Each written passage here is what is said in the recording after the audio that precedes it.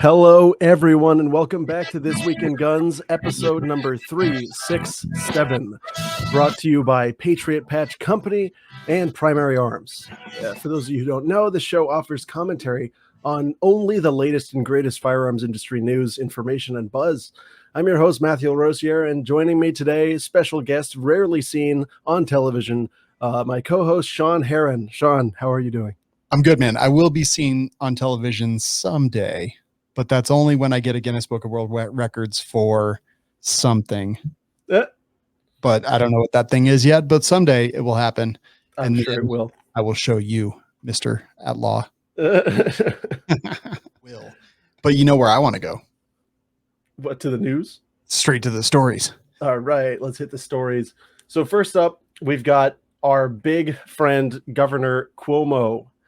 One of the most famous sets of nipple piercings on the gubernatorial stage. Well, Mr.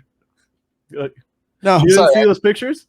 Yeah, I saw the pictures. Oh, yeah. Like, you just brought it back into my mind, and all I can think of was yuck. Yeah, I all of you guys out there who have nipple piercings, some offense intended, but that's just immediately it's a red flag to me that the person is not right. To be fair, I had my left nipple pierced, but I was a heavy metal drummer with hair down the middle of my back. So it was like, I don't know. It wasn't as out of character as the governor of New York. Wait, are you serious? Yeah. Like, when in my early 20s. It was. When did you take it out? How old were you when you took it out? That's what I want to know. Also my early 20s. Okay. You were like, ow, this was a bad idea. Okay. Well, in today's episode of Too Much Information, it got infected and it was like all pussy and like deformed. So, but even today, my nipple is still messed up because. So that's why Shawn only has an areola on his left nipple and doesn't actually have the pointy bit. Oh, I have the nipple. It's just more of a dash than a period, if you know what I mean.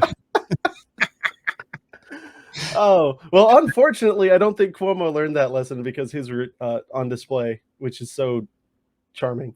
Yeah, it is. But regardless, so he has unleashed. Oh God, I don't know how to do this. How do I make my screen go? Just there. Click that. But that's my. Oh, I did it, guys. It's you. It's me. Sorry, I'm you guys know I'm an intern here. I'm still learning. Yeah, Matt was like, "You're not doing that right. I'm going to do it," and then shits all over it every time. Well, I'm learning, but anyway. So yeah, Cuomo has announced. This is big news, guys. First of its kind gun violence disaster emergency. All right, this is serious stuff. It's going to make a big difference somehow.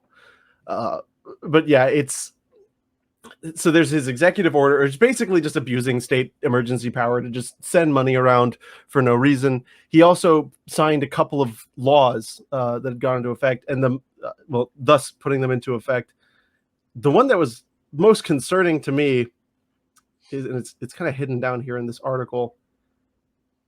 It's a public nuisance claim, right?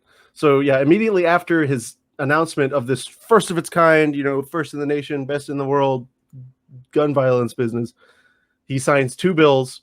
The first opens the door for anyone to sue gun manufacturers under the argument that the product itself, the firearm itself, creates a public nuisance. This is actually like a huge problem. I think that there's a good place for public nuisance law in the gun sphere, but it's certainly not here. So basically, at the common law understanding, when something creates a public nuisance, the object in and of itself, by existing, exudes danger. So when we think of public nuisances, we think of like noxious gas, a poison well. Like, that's the type of thing that is considered a public nuisance. Guns, like, under a proper legal understanding of nuisance, could not be a public nuisance because the thing by itself does nothing, right? So this is just fascinating. Like, It's utterly weird. And, all it's designed to do, in my opinion, is just enable people, which usually winds up being these big New York law firms, to harass gun manufacturers and bullying them into settling, basically just stealing money from them with nonsense lawsuits based on absurd statutory language. So by doing this, and this is like he signed 2 bills, so this is now law. Yes. In New York, right? Mm-hmm. And I mean, like, how will they fight that? I guess is the question I'm trying to ask. Well, so, and that's the interesting thing, because it basically sets up a statutory cause of action. So it invents a new type of lawsuit for you to bring. Huh. So you're saying, how would the gun manufacturers fight that? Well, Yeah. I mean, one, they'd argue that like the whole public nuisance theory is completely manic, and that the product itself cannot create a public nuisance. But of course, if there's some statutory definition of public nuisance that it falls under, basically it'll be a big court fight whether this statutory definition can, basically erase all of the tradition and rules in how we calculate damages and stuff in these types of cases. So basically it's set up to just create a miserable nightmare. When you give a statutory cause of action, you take away a lot of the common law defenses. So that's why they've done this. They're literally, this is them trying to get around PLCAA, the Protection of Lawful Commerce in Arms, by, instead of saying it's a product liability lawsuit, they're creating a whole brand new public nuisance theory for them to get the same thing. It's basically they're trying to bite the apple that PLCAA take away, right? Mm-hmm. They're just trying to give you a way around it. Yeah, and they could then file lawsuits against arms companies that are not even based in that state, or, I mean, because. If the state had a sufficient contacts with the forum state in New York, they'd be able to drag them into court. And honestly, most of the major gun companies are going to, whether, give whose perspective you're looking at, pass/fail that test and be considered to be subject to jurisdiction in New York. It's interesting. A lot of gun companies, they're like, we will not ship to New York, or we will not ship to California. And I was always like, you suck ass. No, there's a reason. Yeah. Well, and now I'm like, well, looks like you're smart and I'm dumb. Congratulations on all your success. Yeah. No, when you deliberately do that, when you deliberately disavow a forum, it screws up the jurisdictional calculus, because the idea is that, when you sell the product into the forum state, you are availing yourself of the protection of that state laws, blah, blah, blah, blah. Like, there's a whole bunch of theories on it. There's, major cases on it. If any of you nerds want to read about it, I'd read International Shoe and Asahi to kind of understand how personal jurisdiction works in these contexts, or how jurisdiction works when you're not actually there in the forum state. He then goes on to say this legislation will allow for a lawsuit to be brought in cases where reasonable controls and procedures are not in place, ensuring that responsible manufacturers and dealers will not be held accountable for the actions of criminal actors. Like, what?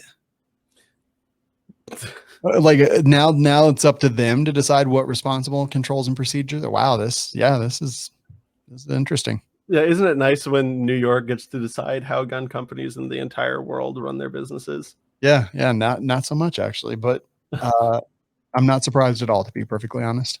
Yeah, but yeah, this is exactly what you pointed out. This kind of crap is the reasons certain companies will just are like, no, that state doesn't exist. We're not sending anything over there. Yeah, screw you. Wow, man. Of course, they'll still try to get at them, right? If enough of the products get into the state, they'll try to get at them anyway under different theories. But those are much harder for the state to prove. Oh, I hope that he has to have an MRI and he forgets to take his nipple rings out. Zoop. And the law he signed, it closes a loophole. Yeah. And the other one prohibits somebody who has a warrant for a felony offense or felony or serious offense, which I get. It's funny because it recognizes that many felonies are not serious, from purchasing a firearm. I also noticed that he says gun violence is the #1 cause of premature death in the U.S. False. Like not even remotely correct. That's how you know the dude like doesn't drive himself around. Yeah, just flat out lie. Like what? Maybe in New York, the crappy state that you've created with your sorry policies. Yeah, it's pretty bonkers. But yeah, the public nuisance thing, it goes back into and they talk about this. He's talking about this in his executive order. The whole idea that guns are a public health issue. So let me give you guys out there. I'm sure you guys hear this all the time. The public health thing. The origin of the school, like the doctrine of public health as a study, goes back to figuring out which wells were giving people like stomach sicknesses. So it's the same thing as public nuisance. It's noxious emissions. It is not thing that some people want to buy that I don't like. Right. You know, like something that has positive benefits, like direct positive tangible benefits, in my opinion, cannot be the subject of a like public health study or public nuisance, right? Come on, New York. Yeah, whatever. They're lost. Speaking of another lost place, we talk about sanctuary laws here a lot, and you know, and people like them, right? It feels good. Yeah. But there's a big hole in them, which we talked about a lot. And basically, in almost none of these, and none of them that I've seen and observed and read myself to date, is there any repercussions if you just do it anyway?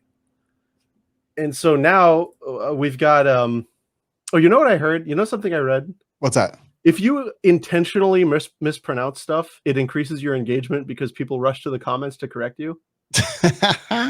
Nevada. Right. Well, so check this out. The mayor of Tucson has said that they're going to ignore Arizona's new Second Amendment sanctuary law. Okay. And see, this is the kind of thing that I'm talking about. And I guess there's the Tucson mayor. Yeah. Look at her. Yeah. She looks stern. She looks very stern. Like she'd be a mean mom. But again, her office are saying that they're just going to pretend it doesn't exist. I mean, it's like virtue signaling the other way, right? Like, so right. Arizona creates a sanctuary city code, which basically is just like virtue signaling, right, to the greater part, and then they're like, oh well, we're not going to obey your thing that doesn't actually do anything with something of our own that doesn't actually do anything, and none of it actually does anything, except for Texas. Maybe I think theirs had a little bit more teeth than some of the other ones, but it gave me the feeling that it did. I'm not 100% sure, but this is interesting in that the open refusal may set up like some kind of interesting lawsuit between the state and the, you know, jurisdiction. Yeah. It still doesn't help the people. It doesn't help the Tucsonites or, you know, anyone else really. It's just going to be a pissing contest. Right. And guess they're going to spend tax dollars in these court cases, which I don't actually get.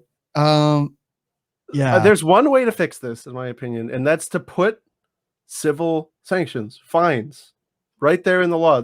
The way New York tried to do it the other way, do it this way. Say, if you do the thing, you got to pay this much. Yeah. So, so Arizona would say, Tucson, if you decide to do these things, then we're going to fine you this much, right? Right. Yeah. No. Yeah. So Arizona would say, basically, all of my subordinate governments, if you do this thing, you got to pay X amount, like, you know, and it could be set up in a bunch of different ways. And that's the law. Like, that's the law of the state. And then if, you know, this mayor of Tucson decides to go and do it anyway, well, that sets up the state to, you know, file a lawsuit against them to pay under the law. And that's going to go through state court. And, you know, it's not going to be a good time for them. And then Tucson, you would assume, is going to be like, well, we're not going to pay. And then the greater state of Arizona would be like, well, then we're not giving you X number of state dollars that you would be entitled to under X, Y, or Z, right? Well, no, they'll get a judgment. Oh, look at a judgment that they're owed this money. Wow. Yeah. Okay. Like, if it was set up correctly and it stood up. But yeah, no, like they wouldn't have to be playing the carrot and stick game. It would just be straight up like, no, like we have a judgment against you. And then they can, there's various methods in which the state can, once they secure that judgment, just go and take the money, which is garnish Tucson's wages. Wouldn't that be awesome if it was like somehow if they could get the Rube Goldberg machine, and this would be very difficult to set up. In fact, I don't even know if it would be legally possible, but it would be slick as hell if they could set up the Rube Goldberg machine to like actually garnish it from the mayor's wages. And just be like, why didn't my check come in this week? Well, it went to the governor's office. You did the thing. That would be amazing. But yeah, I agree with you. Like they need to have teeth. If you're going to pass the sanctuary, what is it? Sanctuary city, sanctuary county stuff, sanctuary state in this sanctuary case. State. Yeah. Like have teeth to it where, people under the jurisdiction of the state. Mm-hmm. But then again, let me also take a step back real quick and be like, I mean, Tucson should be free to run their city the way that they want to. And if to an extent. Yeah. And that's the thing that I would like. I feel like there's too much overreach everywhere. And if they want to be idiots, then okay, be idiots. Yeah. Well, that's the funny thing, right? Is that these laws have come up because the feds overreached. And so then some states are recognizing that the feds overreached. And they're watching their local jurisdictions overreach to help the feds do it. Right. So now, like, they only know how to do one thing, right? Which is reach further. It is it's not the best state of affairs, but it is entertaining. It is, yeah. The best state of affairs would just be repealing all of these federal laws and everything. Just repeal 18 USC, the whole thing. Yeah, I'm totally down, actually. Yeah, repeal 18 USC. Which part? Yes, all indeed. Well, all right. So yeah. Anyway, sorry, Texanites. It's a real shame that your mayor is like that. You should probably vote better or something. Yeah. But next up, I'm sure you guys just love hearing about this. Love it. You love hearing about David Chipman, the Chip Man. Yeah, it's got a chip. I really hate his face. I don't know what else. It sounds like you've got a Chipman on your shoulder. I kind of do. I don't like it. Like if I had a tumor of some sort, I imagine it would look just like him. Angry and like just mad at guns. with teeth. You got to make sure your tumor, your tumor is bad if it's got teeth. Right. He's like from Total Recall. He looks like a little bit like Quato. He's like Quaid. Yeah, I don't know. Like when you got your teeth showing like that, whenever whenever he's not talking. Yeah. Like, how do you not get corrective surgery? And yeah, it's not even cosmetic at that point. That's a physical disability. You need to get that taken care of. I mean, if you're somebody who's going to be on TV all the time, you got to get that lip worked on. Something like put a button on it or something so you can keep it down. No, hey, a zipper. A zipper would be good. He just closes it, and it's. I love how every time this guy comes up, it's just like ad hominem attack, like Fiesta. Look, I never insult anybody's physical disabilities or, looks unless they're really mean to me or a politic of some sort. Progressives. Well, no. I like, progressives. There's all kinds of progressives I can sit with, but politic people, I'm gonna. Like Rubio's a traitor to Florida. Rubio's he's a treasonous snake. Yeah, and he's ugly and short, and he's got stupid ears. So there's no hold bars on that either. But anyway, so on Chippy, we've got two interesting things. We've got moderate Dems who are still unsure, right? So I don't think he's going through. Manchin has acknowledged that there's controversy. There's other people that are still reviewing, right? And Collins, we've got tons of people who we thought would be, pushovers, that all of this mess around Chipman has just pushed them off the edge. I don't think he's got it. I think he's out.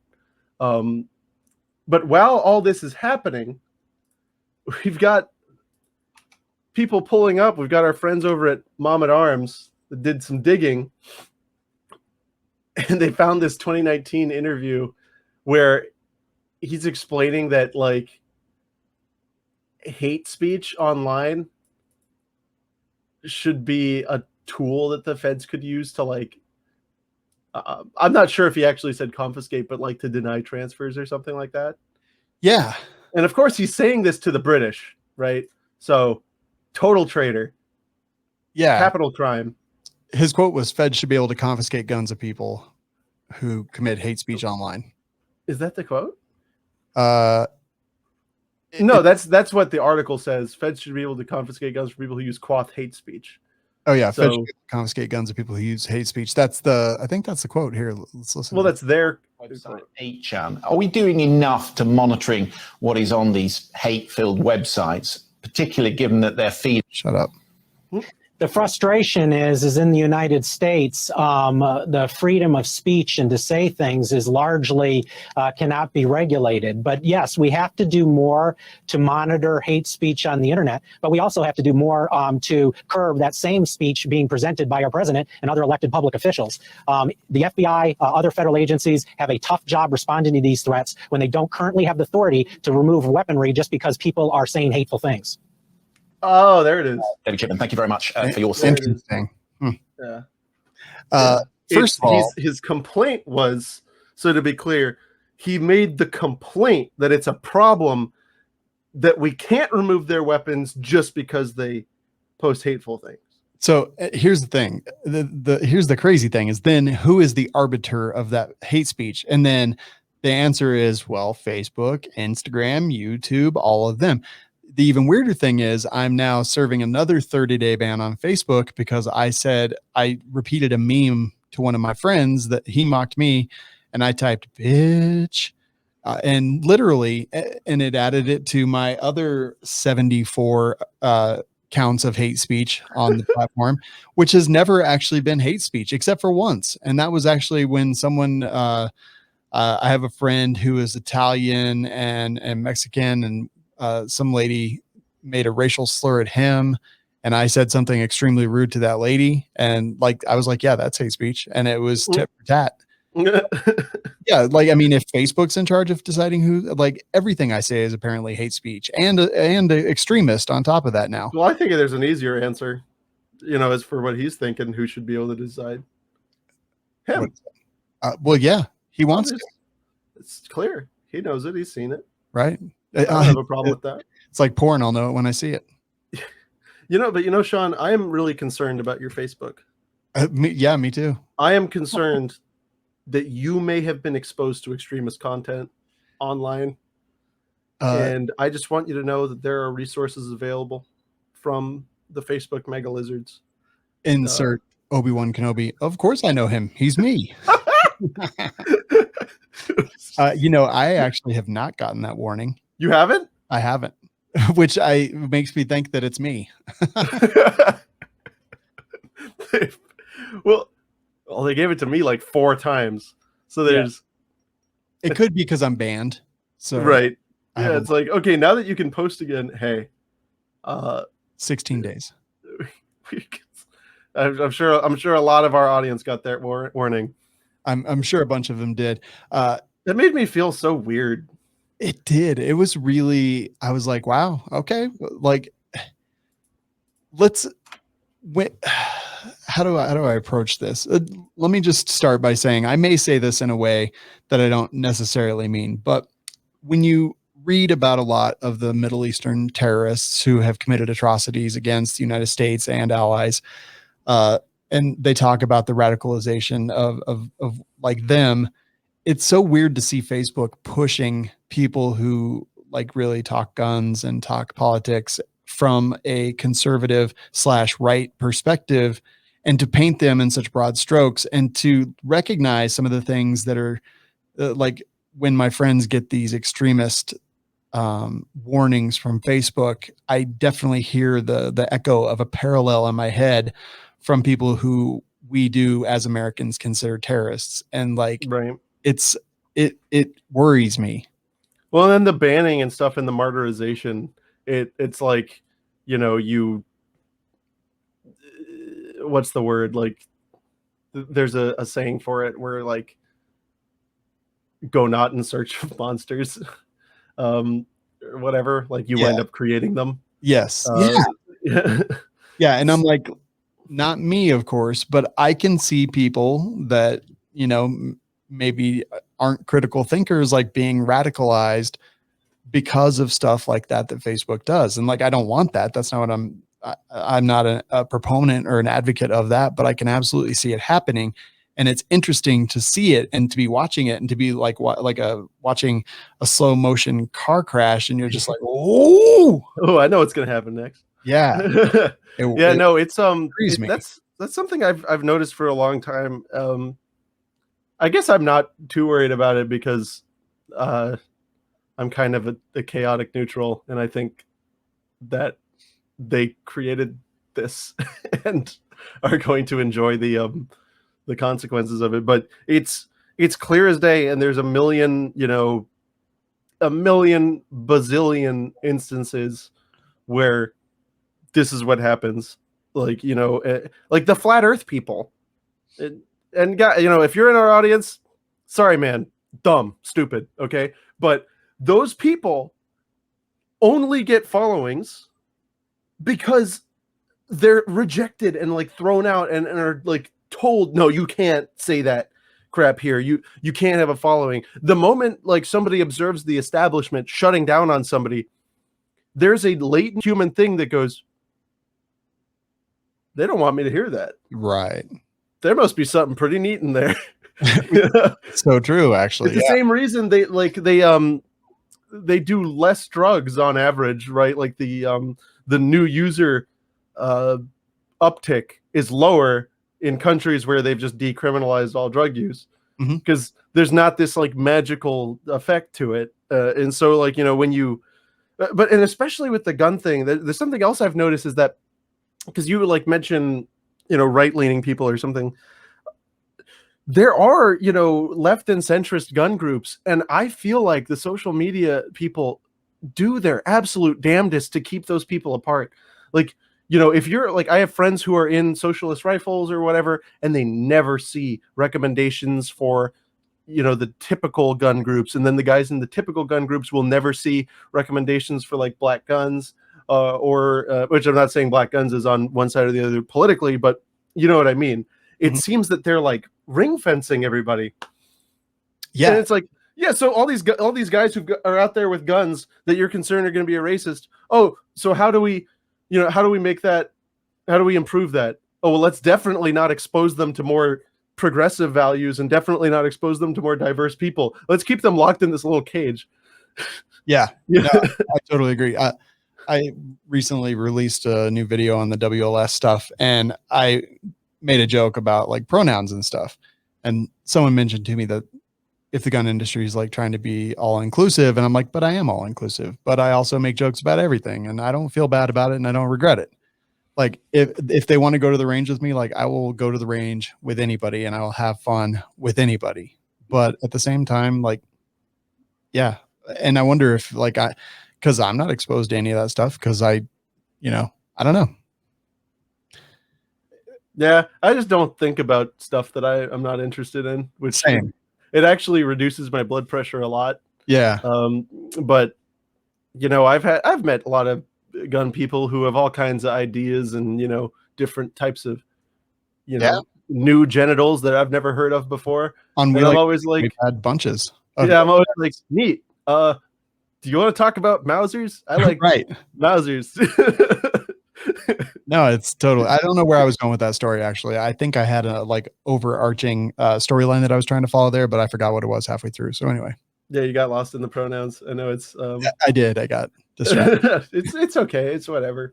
I kind of I like to take some credit for ATF updating the 4473 to allow non-binary. I was one of the first people to write about that and how it's messed up that they weren't doing that. And it's funny at my local gun shops. They're like, "Oh yeah, look, there's Matt's question." And they're all pissed off about it.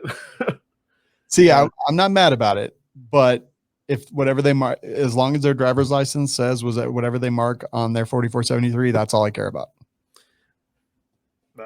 Yeah, I don't care at all. I just wrote about it because I thought it was an equal protection problem, but I do not like what they did with the form because they kind of like made it all backwards now. Yeah, you get so used to it, and then also they took away not applicable, and now you just don't answer one of them. It's kind of like feels weird. It feels weird to not check all the boxes on that form. Right. It's the last one in the string. The last one. Yeah. I mean, I'm not advising you guys how to, fill out your form. That would be illegal. I can't coach you on filling out the form, but I can say that generally speaking, most people don't. Correct. Because like, as I understand it, whatever the driver's license says, that's what they have to have on their 4473, right? Like, not exactly. I mean, the driver's license. So like, because driver's licenses aren't actually required to buy a gun. And it's an interesting thing, right? Like there's a lot of FUD gun shops that like to pretend that driver's licenses are required and won't transfer you a gun if you don't have an in-state driver's license, which is total BS. I actually did. This is one of my first videos in FUD Busters was about this topic. But yeah, the whole issue came from the fact that some states were issuing non-binary driver's licenses. Yeah. And then weren't selecting a box. And ATF was like, you have to deny the transfer. Right. And it's like, well, why? Yeah. And here's the thing is I don't want to be one of those FUDs. I just want to have my paperwork in line and pass. Yeah, no, ATF was wrong. What ATF was doing was wrong. And also, like, why have the question on there at all? The only point of the 4473 is to sufficiently identify the person for the purpose of the background check. And so, like, in my opinion, if you just put your social security number and nothing else, that should be more than enough. Of course, I never put my social on there, but just as an example, like that's all the identifying information you really need. What is the legal justification for denying a form just for, not filling it out the way that you specifically want it filled out? And then you say that a driver's license is not actually required? It's not. So if you look at the back of the 4473, there's the instructions on what's required. So you need some form of identification, right? And then so you need to prove residency when you're, residency and identity. So you can have any form of identification you want, which, could be a concealed permit, could be, anything with a photo on it. And then you have something else that proves your residency. So you could bring, and the language there is any document issued by the government, the jurisdiction where the person lives in. So you could bring like a concealed carry permit with your photo on it and no address on it. And then like if your city gives you your water bill, if it's from like your city, and that has your address on it, or your vehicle registration or your voter registration or something, it doesn't have to have a photo on it as well. It just has to prove where you reside. Yeah. So I thought that for some reason that it required some form of ID, and then you could use one of those government issued things as like verification. Like if a lot of people here in Colorado, like if people move and our DMV doesn't give out a new driver's license when you move, you're supposed to just write on the back of it on a little label, and that doesn't do. So we have to have like a second form of identification. I'm going to read. Yeah. So you need to prove identity and residency. Yeah. So identity can be accomplished with any form of ID. A government issued photo identification document. Right. Any form of government ID. So that could be, I don't know what you have in Colorado, but in Florida, our concealed permits have pictures on them. We also have state IDs that are not driver's licenses. They also have temporary IDs that they'll issue for specific purposes. You could have a federal ID of some sort, a military or whatever ID, some government issued photographic identification document. And I guess I've taken those. I've taken ID, not driver's license. I've taken military ID. Yeah. So I guess I was following the directions as I understood them. Yeah. What's funny is that I know all this stuff and I'm so gung ho about like, no, you don't need a driver's license.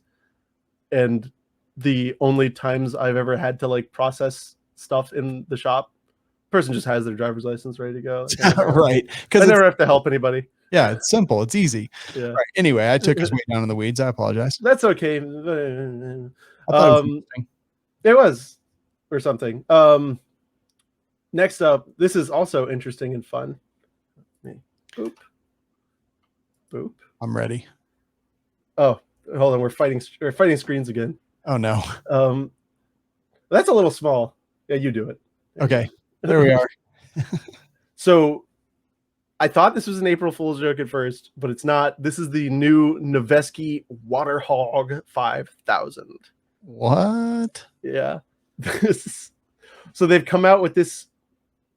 Obviously, like I'm gonna call it's obviously a 416, type deal. Yeah. And it's got a pump on the quad rail, and a big Super Soaker style thing on the top. And I think it actually looks really cool. It does. Like, I'm interested in this. It's unfortunate because it's Noveske that it's $4,000. Huh? No, I'm kidding. It's $43. $43. Yeah, it's available for pre-order now. You know what? I'm going to take this off screen. I'm going to order it right now. Yeah, I think I'm going to order one too. It's on. It just looks cool. Wait a minute. It's on yourturt.com. Yeah, that's the manufacturer that they partnered with. Okay. I mean, good for Noveske. Is that they say that this is pricey for a tactical squirt gun? No. Is it? Like, I don't know. I don't buy squirt guns, so I guess I'm a sucker. Oh man, they're out of stock. Their pre-order is out of stock. Oh, that's BS. Yeah. Now I'm mad. Damn it, Noveske. Hey, do not over tighten the water bottle. It will cause hairline cracks and it will reduce water pressure. Do not aim at eyes or face. Well, you know what? Never mind. I'm out. Yeah, no, thanks. Not interested. But yeah, I mean, that's kind of pretty cool. I wish it was a cooler looking rifle. Yeah. It's not. No, it's not. It's kind of like bunk. Yeah. I'm like, what kind of furniture? Just regular icky furniture. No, thank you. But no. And the stock especially. It's like you could have done anything. Yeah. The mold was yours. Is this what you want to be doing when Jesus comes? But yeah, look. Oh, they actually have a video. Oh boy. Let's see it. Okay, here we go. Oh my God. Making guns is terrible.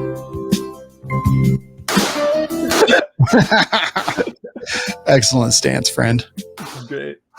So for those listening, he's just standing weird and it's funny. Yeah, he's got his little booty stuck out and stuff. Then he was chicken winging. It was good. It was funny. Yeah, now they're they're getting in the van with all the squirt guns. Steve. Well, this is great. It's very long. Oh no! Oh no! No! Okay, this is too much. No! Okay, take it down. Take it down. You're gonna have to edit that out. I did not expect that. Yeah, that was awful. Okay, well, I guess you have your editing cut out for you there. I hate that. I'm gonna put the little dogs over him. Yeah, that's. Listen. All right, listen, marketing people. I'm gonna tell you one thing. If you want me to buy something gun shaped, don't show me a breast. I'm sick of them. Yeah, I've seen too many on gun related things, and I just don't want that. Am I weird? I'm just done with it. You're literally talking to the guy that thinks the gun bunny culture is like AIDS on the cancer on gun culture. Yes, it's a huge. The moment like I am looking at a gun and I'm looking at all the tech stuff and all, I'm like, oh, what's good about this? The moment I see under boob or side boob of some description, I'm like, there's something wrong with this gun. Yeah, because they can't stand on its normal features. I am 100%. I rail about it all the time. I hate it. It drives me absolutely bonkers, and it's like cancer. So on my list of companies that are just literally, they've given up on good things and now they just use sex to market is X Products, Griffin Industries, Hackett Equipment. Like there's a bunch of them. Yeah, it's insulting. Like, it tells me as a consumer, it's like, that's what you think of me. You think that I am so like smooth brained. Yeah. That you just put 80% of a boobie in front of me and you're going to get my credit card number right away. It's like, no, you're not getting my credit card number. I mean, they almost got mine. I'm glad I watched that first because Right, and I was ready to buy it until I saw that. I know. And people in the comments are going to be like, "What are you talking about? That was great. I ordered 4 of them." But like, I am also of the I think that people see that and they don't go buy the product. I don't think that boobs sell any products in the gun industry. In fact, like they see the boob and then they move on to the next thing. I don't feel like it changes anything. I feel like there are people who probably more the older demographic that really appreciate that type of marketing. But I don't think it changed anyone's minds. Oh, and Dylan Precision is another one to add to my. Oh my God. Yeah. No, when I was looking at, because I had a specific thing that I wanted, is I was talking to a guy when I was at SHOT Show at the Dylan booth, and I'm like, hey, I saw you came out with this new case length management thing, and I'm doing this like crazy, insane thing where I'm making these obsolete cartridges, and I need this, like blah blah blah. He's like, oh yeah, no, you should definitely get that. Oh, by the way, do you have one of our Dylan calendars for this year? I'm gonna hook you up with one. And I'm like, oh, okay, cool. And then I get it. I'm like, yeah. I'm going to keep using my Lyman thing, which is way less good than your thing. I ordered a 750 XL having no idea, got it. And then like the following month got the blue book or whatever it's called. Yeah. And I was like, why am I getting Swimsuit Illustrated sent to me? And then I realized, oh my God, this is like their thing catalog. Yeah. This is the thing they do. I looked through it for a minute and I was like, what? And then, so I posted about it on social media and instantly it was like, if you've ever wanted a magic spell that helps you immediately identify boomers, post a picture of the Dylan catalog and say something disparaging about it. And your comments will be filled with like, what the hell, or why the chick's foot so big. And the other will be all just simping for it, boomer style. Yeah. It's like, I'm sorry, guys. It's just like, just go watch porn. Regular, like, just do it normal. There's no reason to look. There's this thing, and our friend Othias taught it to me. He calls it Star Wars Calvin and Hobbes. All right. There's people who like Star Wars. There's people who like Calvin and Hobbes. But do you want to buy a t-shirt that's Star Wars Calvin and Hobbes? No, it's just stupid. Like, you don't just meld the things you like together, like it's, like I like dark chocolate. I also like, what's an example of something that somebody wouldn't actually tell me goes good together? Ranch. Christ, no. No, I like dark chocolate. Ketchup. I like seafood. Okay. I don't want it at the same time. I bet money that there's chocolate covered shrimp. Well, no, I'm sure, like, look, just generally speaking, right, as a general proposition, like a hot seafood dish, generally, I don't want chocolate on my fish. I don't want it there. I completely want them one, and then I want the other one in a separate thing that I'm doing later. All right, and that's how I feel about gun marketing. When I see a gun, I want to know what are the technical characteristics, what is the reasons I should buy this, show me a picture, show me you shooting it out at X yards, right? And show me how it does. Yeah. That's all I want. Yeah. Anyway, but like, this is probably going to be the least popular thing we've talked about here, I'm sure. I was thinking the same thing.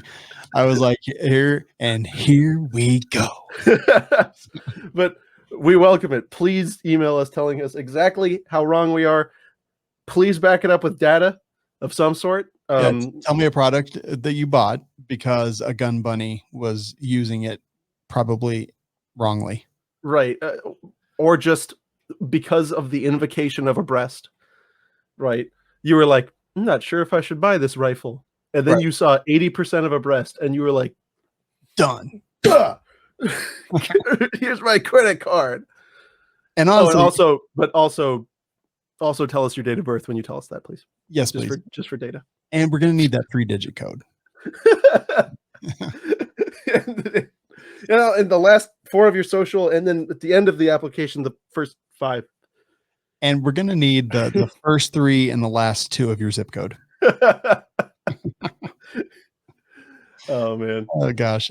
So anyway, back to the news, because I know we're running out of time. Shawn's a busy man.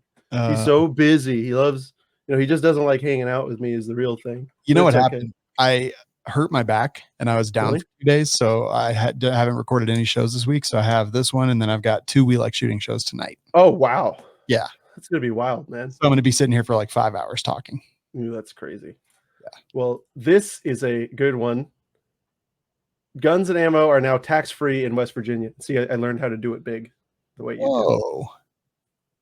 So now people can read it. So That's great. Yeah, it's cool. This is part of HB 2499, which set up a whole bunch of incentives for people to actually shop in state.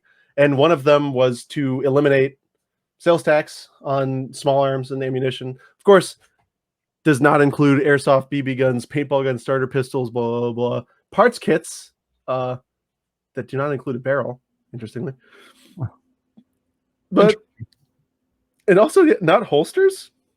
Whatever, but anyway, it's cool. I'd say that's a pretty cool move. It's a great way to incentivize purchases because it effectively reduces the price. Well done, West Virginia. I don't know why I said it like that, but that's actually pretty cool. Pretty slick.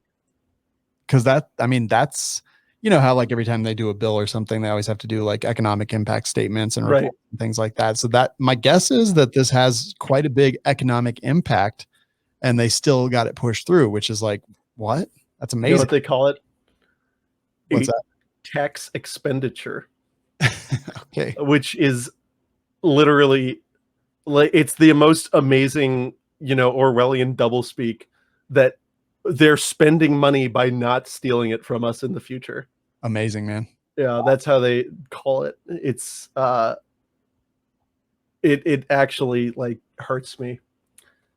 Well, good job, West Virginia. Last up, this is an important thing. I just think it's important to have these reminders.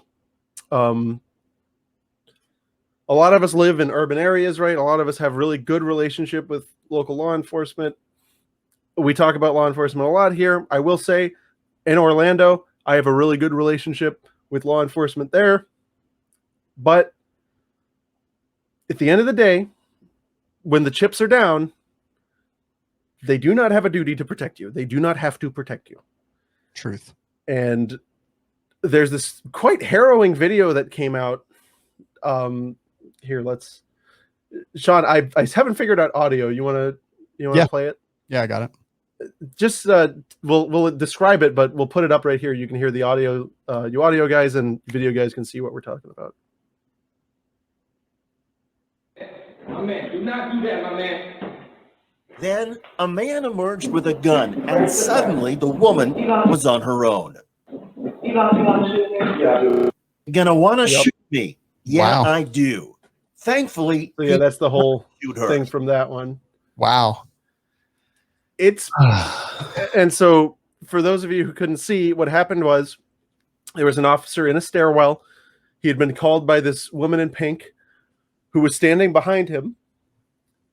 The officer was talking to the guy, who's inside the door. Guy goes for a gun. Officer says, "Hey, don't do that. Don't do that." And then as he advances with a gun, officer just nopes right out of there. Just nopes down the stairs. Yeah. Officer does have a gun in his hand. I was actually a little unsure, but I just confirmed. Yeah, it was drawn. Yeah. It's drawn and pointed at the floor. He walks around a corner and then sees it and goes down the stairs with his back to the threat. Yeah. Looking over his shoulder. And yeah, so now this lady who called in for his domestic, I believe. And she's now sitting there at gunpoint. Yeah. But let's say this. At the end of the day, nobody died. So, maybe this officer had some advanced, perception of what was going on. Maybe he'd worked with these people before. Maybe, he knew what was going on. At the end of the day, the guy didn't hurt the woman. And also, I love how, this is a horrifying situation, but I love how stoned that woman was. Right. Did you see that? Yeah. He came out, pointed the gun right at her, and she just stares him right in the face and says, "Are you going to want to shoot me?" And he's like, "Yep." And she's like, she was over it, which, I mean, this woman's probably been through a lot. I'll be praying for her, but it could have turned out any one of a million situations. And the only point I want to make from this is that we've got multiple cases that have gone all the way up to the Supreme Court that say they do not have to protect you. So you just got to remember that. I know a lot of people who are gun people who are the sport types, right? And they kind of like, they don't think of guns as personal defense tools. They're just sporting things. Mm-hmm. And I think that stuff like this is important to see. It's like, look, at some point, hopefully not, statistically not likely, but there may be a situation where, your life is in danger. And in reality, in those horrible moments, those worst moments of your life, you are literally the only person that has a duty to protect yourself. Yeah. I mean, I'm like shocked. I feel like, I don't know what their use of force paradigm in Chicago, but I think that context is very important, and we don't have any here. Mm-hmm. Like what you said, really. Well, domestic dispute. Yeah, what you said really struck a bell with me, that maybe this cop is well aware of this couple, and maybe he thought that this was, that running away was the right thing to do. But at the same time, I think that this is what we as a country have now bred into law enforcement, that they would rather walk away. And that lady's alive, but I mean, 1 second, one twitch, one thought, one uncontrolled impulse, and she's not. But this is the world that we now live in, where an officer will turn tail and run, and you are left on your own. And, look, I get it. It's tough to be a cop these days because you've got a lot of things. If you shoot, and it was a black man with a gun and an Asian cop, he shoots that black guy and there's riots. Without question, I believe that to be true, that Chicago would have been, mostly peaceful protests had that not happened, or had he shot him. But I really truly think that the cop there was a legitimate use of force there, I think, walking out with a gun, unless maybe he saw that the gun was not real or anything like that. But like, this is the world that we've bred, with defund the police and rioting every time someone gets shot, even if it's the right thing to do. Like this is what we see now. And more than ever, I'm glad that I carry a gun every single day, because I know, and I've always known, the police are not here to protect me. They're here to collect evidence for the detectives trying to solve my murder. Yeah. So like you were saying, I don't know what the situation is there. I mean, there are some interesting commenters here that are saying some very colorful race-fueled language here, referring to Chicago's deadly force policy. I don't know what it is. It's probably pretty twisted. And yeah, in Chicago, they probably are very spooked, like you were saying. I guess the only pushback I would say is that I wish that the defund the police movement was that successful to actually cause these types of reactions. I don't think it is. I think it's more like what you said. I think it's more the race relations thing, where this, physically small Asian cop is probably just freaked out. And he's just like, there's no way I can win. I'm just going to go away. No, and that's the thing, is like, and I understand him feeling that way. Like, right. I think without question, he right there going through his head is, do I throw away the rest of my life, or do I risk throwing away the rest of my life? Do I go before the grand jury over this? Yeah. Or do I run away? Or which no one can blame him for being in that mindset.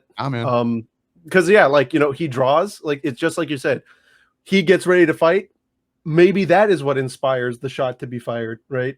Mm-hmm. Maybe, but I thank God that nobody did get hurt. That is great. And also, the commentator on this was quite stupid, because he was trying to say that the officer should have been responsible or whatever, but the law is clear that they don't have a duty, which I don't think that's good. I think they should have a duty to protect those of us who pay into their absurd pensions.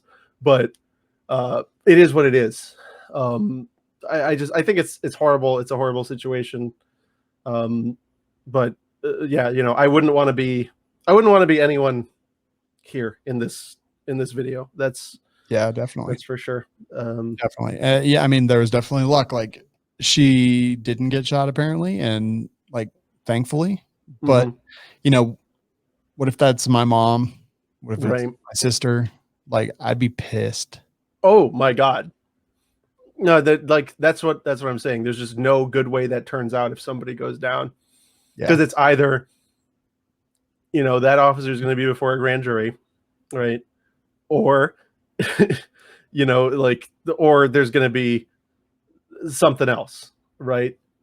Or he runs and she does get killed, and then no one's going to be held responsible. Yeah, and I mean, just think like Scott Peterson, Parkland, Florida, the what was it, school resource officer who Oh my God, stood outside, like yeah, how and many then got set back in to get his pension. Yeah. I mean, how many times have I heard people call him a coward and wish horrible things had happened to him because he chose not to go in? It's like the exact same thing with a different outcome, right? Like, Right. he decided not to go in, people just lambasted him. Well, what if this had gone the same way? Like, being a cop right now, I think, is an impossible job, and I certainly wouldn't want to do it myself. I know we disagree on that, and that's fine. Like, that's Seems pretty easy to me. They drive around the car, and they beep the horn, they run the red light. When I see beep, them beep. doing speed traps, I feel the exact opposite. I will truly say, That's most of what they do. dude, Just wander around harassing us. that speed traps piss me off. Like, yeah, no, they're. Yeah, no, I mean, I think it's just like anything else. It's probably where like 99% of the days are like unbelievably ridiculously easy, and then there's some days that are not. yeah, some days, like my job, some days is really, I don't want to say difficult. Some days my job is harder than other days, and some days my job is really easy. But my job is never like what their job on a bad day is.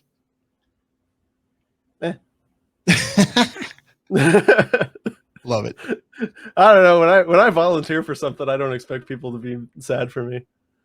No, if somebody was like, we need to dig this hole, and I was like, I will dig the hole, I wouldn't then go down being like, I have this shovel, all this dirt is here.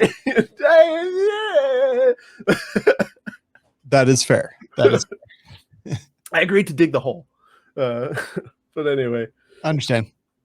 So yeah, that's it. That's all the stories. I'm sure, whoever's left of the viewer base that we haven't offended by, with the booba talk and the cop chatter, which is probably also the reason I can't get major gun companies to sponsor this show, but whatever.